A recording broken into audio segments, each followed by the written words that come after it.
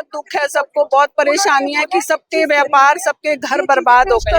करीब 70 करोड़ सब 80 व्यापारियों ने मिलकर जमा कराए कमर्शियल उपयोग प्रयोजन के लिए, और बिना बताए आवास विकास ने चुपके से लिस्ट दे दी सुप्रीम कोर्ट को। ये आवास विकास की बिल्कुल परे है, समझ में नहीं है कि सरकार को गुमराह कर रहे हैं, सुप्रीम कोर्ट को गुमराह कर रहे हैं, व्यापारियों को रोड पे ला दिया इन्होंने। तो अगर मैं खुद कट्टरपंथी बीजेपी की हूँ, लेकिन मैं अब कैसे वोट दूंगी उनको? खुद सोचिए, मेरा व्यापार ही चला गया, बर्बाद हो गए भैया, घर के घर बर्बाद हो गए। अभी कुछ देर पहले ही यहाँ पे जिस समय आवास विकास परिषद की सीलिंग की कार्रवाई चल रही थी, उसी दौरान एक व्यापारी को हार्ट अटैक आया था और उनको अस्पताल भेजा गया था। 12:30 बजे का वो समय था। उसके बाद सीलिंग की कार्रवाई को कुछ देर के लिए रोक दिया गया था और अब उसके 2 घंटे बाद दोबारा से सीलिंग की कार्रवाई शुरू कर दी गई। जो आवास विकास टीम है वो एक बार फिर सेंट्रल मार्केट में यहाँ पे आ गई है और मेरे सामने आप जो ये कॉम्प्लेक्स देख रहे हैं, इसी कॉम्प्लेक्स में अंदर टीम अंदर चली गई है और जो तमाम व्यापारी हैं वो दोबारा से इस कॉम्प्लेक्स के बाहर आकर खड़े हो गए हैं। टीम अभी अंदर गई हुई है और वो जो सीलिंग की कार्रवाई है वो देख रही है, क्योंकि जो कॉम्प्लेक्स है बाहर तो इसमें दुकानें बनी हुई हैं, बाहर की दुकानों को तो सील कर दिया गया, लेकिन इसके अंदर क्या गतिविधियां संचालित थी, क्या वो व्यावसायिक थी या फिर वो जो है आवासीय ही थी, उस चीज की अभी जो है आवास विकास की टीम यहाँ पे देख रही है। और आप मौसम भी अब आप देख सकते हैं यहाँ पे बदल गया है, हल्की बूंदाबांदी यहाँ पे आने लगी है, लेकिन जो व्यापारी हैं और जो टीम है और पुलिस बल है वो भी फिलहाल अभी ग्राउंड पर ही बना हुआ है। जो मायूसी है व्यापारियों के बीच में वो बनी हुई है। कल मेरठ बंद का तो आह्वान कर ही दिया है सभी व्यापारियों ने। संयुक्त व्यापार संघ 2 गुटों में यहाँ पे मेरठ में बटा हुआ है, उन 2 ही गुट एक साथ आ गए हैं और उन्होंने मेरठ बंद का जो आह्वान है वो कर दिया है। जो तमाम जो व्यापारी हैं वो फिलहाल अभी यहाँ पे मायूस हैं, परेशान हैं, क्योंकि जो सीलिंग की कार्रवाई है वो यहाँ पे लगातार जारी है। कहना व्यापारियों का ये है कि जब पैसे जमा करा दिए गए थे तो उसके बाद ये सीलिंग की कार्रवाई क्यों हुई, ये सवाल लगातार व्यापारियों के बीच में यहाँ पे उठ रहा है। महिला व्यापारी जो हैं वो यहाँ पे मेरे साथ में मौजूद हैं। मैं देख रहा था अभी आप रो रही थी और आपकी दुकान भी यहाँ पे आप बता रही थी, कितने साल पुरानी दुकान? हमारी 35 साल पुरानी शॉप है। सेटबैक आपने भी जो? हाँ जी, सबने जमा कराया था, हमने भी सब जमा कराया सेटबैक। इन्होंने हमको ये आश्वासन दिया था कि सेटबैक करने के बाद हम आपका व्यापार यूं ही चलने देंगे, कुछ नहीं होगा आपका। आवास विकास वालों ने ये सब हमें आश्वासन देने के बाद ही हमने उनको पैसे जमा किए थे। हमारा पैसा तो गया ही गया, साथ में हमारी शॉप भी गई। बर्बाद हो गए भैया, घर के घर बर्बाद हो गए। और हमारे यहाँ तो कितना हार्ट अटैक भी गिरधर वाले हार्ट अटैक हो चुका है, हॉस्पिटल में एडमिट चलेगी। हमारी 3 फैमिली है, कैसे चलेगी? पति भी मेरे शुगर के मरीज हैं, ठीक है, मेरी 2 छोटी छोटी बच्चे हैं, उनका मैंने कल ही जाके एडमिशन कराया। कैसे कौन फीस देगा, कौन करेगा? सबसे बड़ी बात है स्कूल पे भी बंद कर दिया। अब जिनके व्यापारियों के बच्चे या जो कर्मचारी दुकानों में काम करते हैं उनके बच्चे एमपीएस में पढ़ रहे हैं, तो उन्हें तो डबल मार पड़ गई ना। इधर बच्चों को लेके बारे में सोचो, उधर खाने पीने के बारे में सोचो, तो बहुत ही बड़ी मुसीबत है। स्थानीय निवासी हैं, ये तो यहाँ की रहने वाली हैं, इनकी तो शॉप भी नहीं है, लेकिन फिर भी इनको इतना हो रहा है। क्योंकि एक बात बताइए, जब ये डेवलपमेंट हो रही थी आज से 30 साल पहले, तब ये लोग कहाँ थे? हम लोगों ने क्या वो नहीं भरे? सब चीज भरी है हमने। अच्छा, मैं एक सवाल आपसे यहाँ पे पूछना चाहूंगा। आपके कॉम्प्लेक्स के ठीक बराबर वाला कॉम्प्लेक्स है 661/6 जो वो ध्वस्त कर दिया गया, उसके बाद यहाँ पे भाजपा के तमाम जनप्रतिनिधि आते हैं। वो तस्वीर खूब वायरल हुई सोशल मीडिया पर, उन्होंने आके यहाँ पे शटर उठवाया, मिठाई के लड्डू बांटे गए, आतिशबाजी की गई और कहा गया कि अब किसी व्यापारी को कुछ नहीं होगा। लेकिन आज की जो तस्वीर है वो एकदम अलग है। आज ना तो कोई भाजपा जनप्रतिनिधि यहाँ नजर आ रहे हैं और किस तरीके का आश्वासन आपको कोई मिला अभी तक? उन्होंने कोई आश्वासन नहीं दिया, उन्होंने तो अभी कुछ नहीं कहा।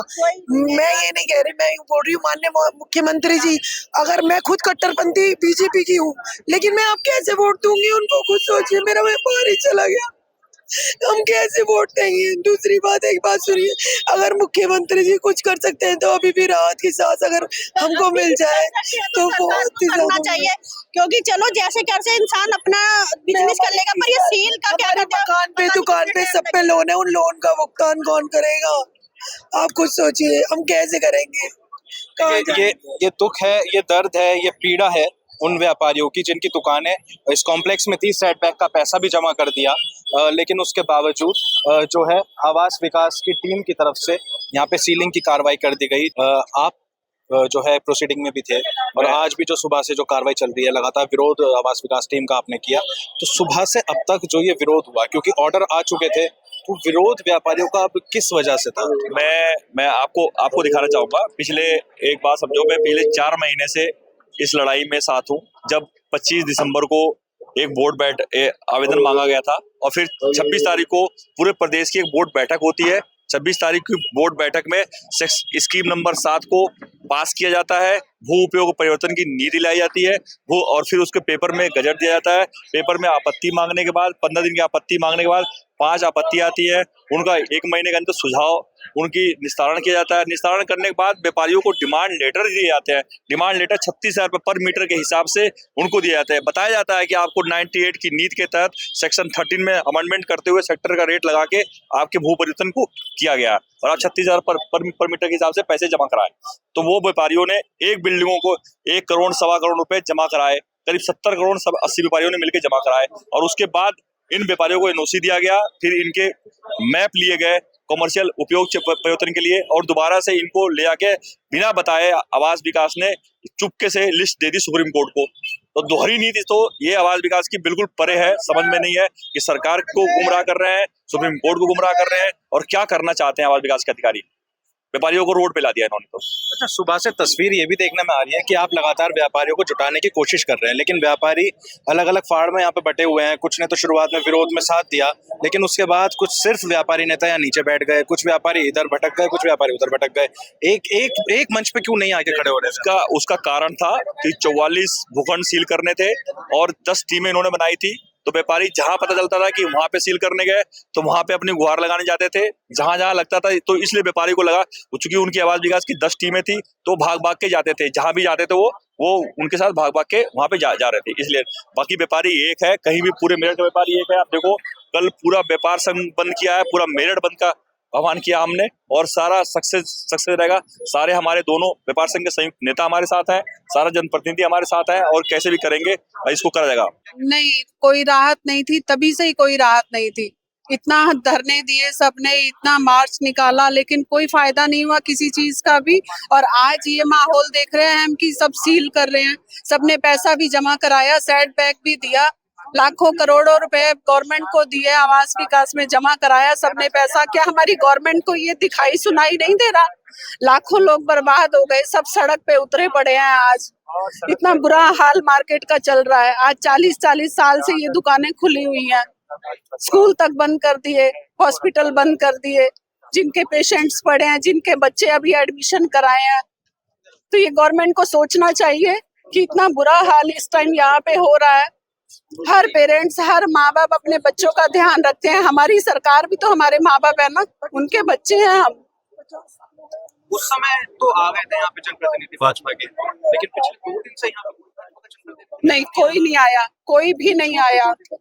सबको बुलाया, सबको, इतना मीडिया आप लोगों के माध्यम से हमारी सारी आवाज वहां तक पहुंच रही है, लेकिन उसके बावजूद भी किसी को दिखाई नहीं दे रहा। कहाँ है हमारी सरकार?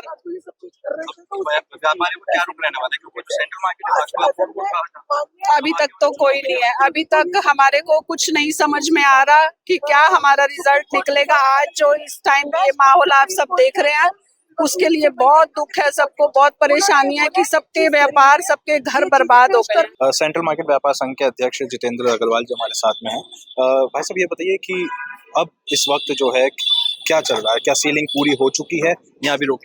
सीलिंग पूरी हो चुकी है, मगर कुछ हमारे बीच में ऐसे गंदे लोग हैं जो अभी शिकायतबाजी से बाज नहीं आ रहे हैं। अच्छा, मैं देख रहा हूँ यहाँ पे अब राजनीति ज्यादा होने लगी है। सपा से यहाँ पे बैठे हुए हैं, लेकिन भाजपा से कोई जनप्रतिनिधि नहीं आया।